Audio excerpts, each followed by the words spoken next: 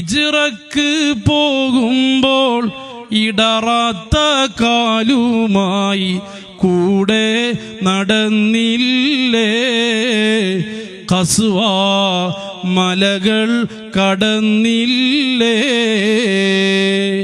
ത്വാഹ റസൂലിനെ തോളിൽ ചുമന്നോരു വാഹനമാണല്ലോ ഖസ്വ മുത്തിൻ്റെ ഒട്ടകമല്ലോ. എന്താ ഖസ്വന്റെ മഹബത്ത് എന്നറിയോ? മുത്തുനബി പട്ടിണിയാണോ? അന്ന് ഖസ്വയും പട്ടിണിയാണ്. തങ്ങൾ ഭക്ഷണം കഴിച്ചില്ലേ? അന്ന് ആ മിണ്ടാപ്രാണി ഭക്ഷണം കഴിക്കില്ല. പല നാളിൽ മുത്തോളി പട്ടിണിയാകുമ്പോ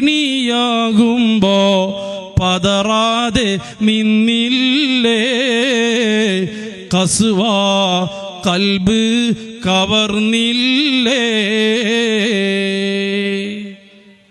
10 കൊല്ലം മുത്തുനബിയെ സേവിച്ച് നടന്നു ഈ ഖസ്വ എന്ന് പറയുന്ന ഒട്ടകം.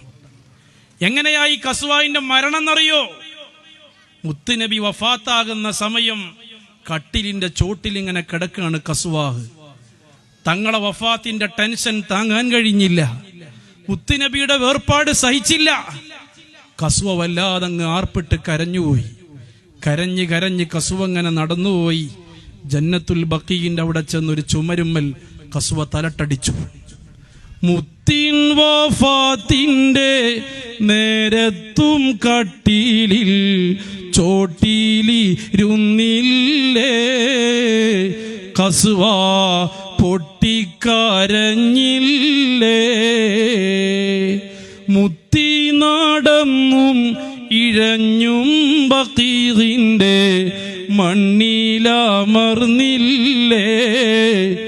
ഖസ്വ മുത്തി നടന്നും ഇഴഞ്ഞും ബഖീന്റെ മണ്ണിൽ താല അടിച്ചില്ലേ. ത്വാഹ റസൂലിനെ തോളിൽ ചുമന്നോരു വാഹനമാണല്ലോ ഖസ്വ മുത്തിൻ്റെ ഒട്ടകമല്ലോ.